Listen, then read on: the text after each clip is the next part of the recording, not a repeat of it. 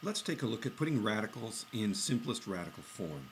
And for right now, let's just worry about one of the rules of simplest radical form, and that is the radicand. That's this number underneath the radical sign.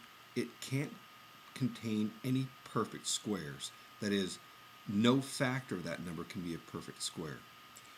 Sometimes we can do that in our head if I happen to know that 117 is the same as 9 times 13. So 9 times 13 is 117.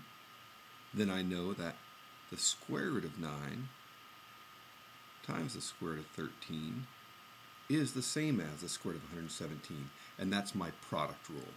Remember, the product rule for square roots says that the square root of a product is the same as the product of the individual square roots. So it's the product rule or the multiplication rule. Well, I know that the square root of 9 is 3. So I'm going to replace that with the square root of 3. 13 is not a perfect square. So we're done. The square root of 117 is the same as 3 times the square root of 13. Let's take a look at doing that a different way. So again, we're trying to find the square root of 117, or we're trying to put that in simplest radical form. Square root of 117. We could prime factor that first. So I'll make a little t-table over here. A little bit crooked. And I'm trying to prime factor 117. Got my calculator handy here. And just by looking at 117, I can add the digits. 1 plus 1 plus 7 is 9. 9 is divisible by 3, so I know 117 is divisible by 3. So I know 3 is one factor. And then my calculator, I do 117 divided by 3, and I get 39. Well, I know 39 is also divisible by 3, because 3 plus 9 is 12. So I'll put a 3 over here. And 39 divided by 3 is 13.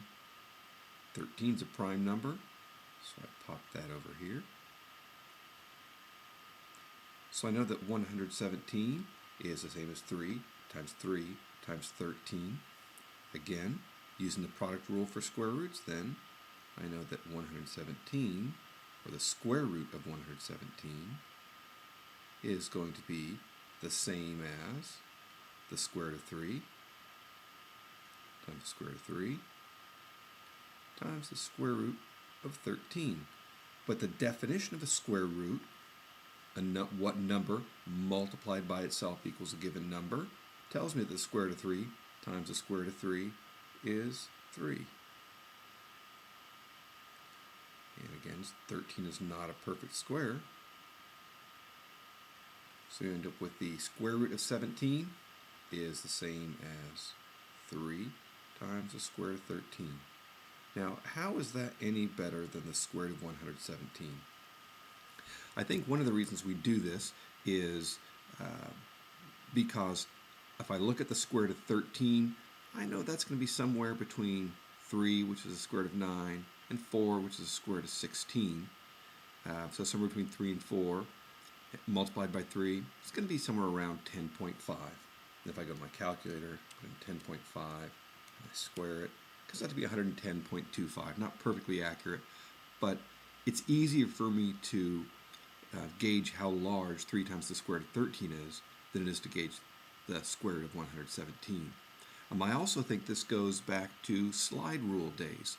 It's easy for me to do the problem 3 times the square root of 13 on the slide rule instead of doing the square root of 117. Okay, let's take a look at a little bit more difficult example. So now we want to find out the simplest radical form of the square root of 1,425,655. Unlike the previous problem, there's probably no way we're going to be able to look at this and know what perfect squares are hiding underneath it. So let's take a look here. We're going to draw our t-table, see if I can draw a little bit straighter than I did before. I'm not sure, having a little bit of a swerve there. Okay, let's write this big old number over here. So 1, 4, 2, 5, 6, 5, 5. Now, I don't have this written down on a paper next to me, what the factors are, so let's figure it out. First of all, we know that the prime number 2 does not go into it. And remember, when we prime factor something, we want to see which prime numbers multiplied together give us that number. So I'm going to write down the first few primes here. 2, 3, 5, 7. 9's not prime, because it's 3 times 3. 11, 13. 15's not prime, because it's 3 times 5. 17, 19. 21's not prime, because it's 3 times 7. 23. 25's not prime. 27's not prime. 29 is prime. So let's go through these. So we can tell it's not an even number, so it's not divisible by 2. Let's see whether we can divide it by 3. 1 plus 4 is 5, plus 2 is 7, plus 5 is 12, plus 6 is 18, plus 10 more is going to give me 28. So that doesn't look like it's divisible by 3. Let's go up to 5. Well, the number ends in a 5 or a 0, so I know it's divisible by 5. So I'm going to pop a 5 down here, go to the calculator. 1, 4, 2, 5, 6, 5, 5 divided by 5 gives us 285,131.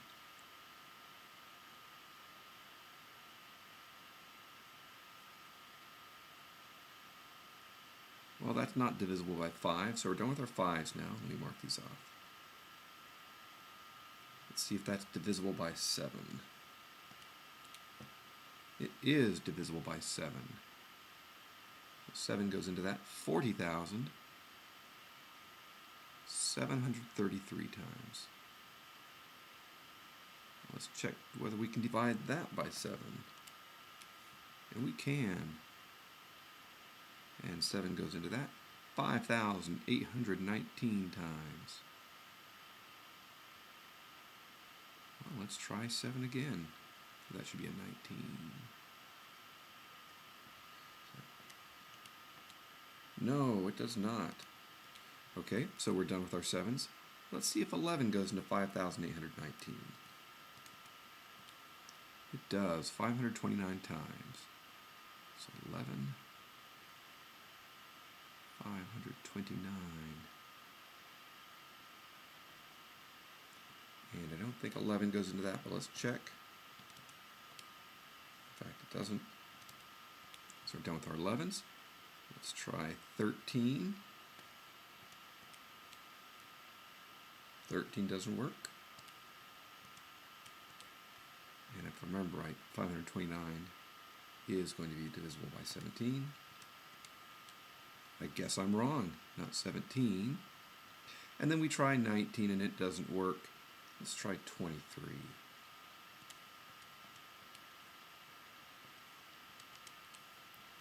In fact, 529 is a perfect square. Because 23 goes into 529, 23 times. 23 is prime, so we're going to move that over here.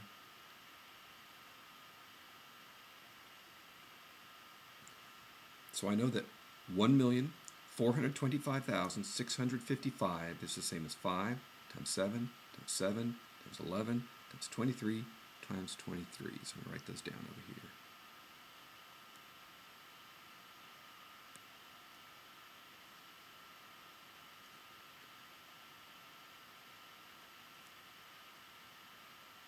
And we're about to crash into this other work. But one of the beauties of Photoshop is I can go grab all of these and move them over this way.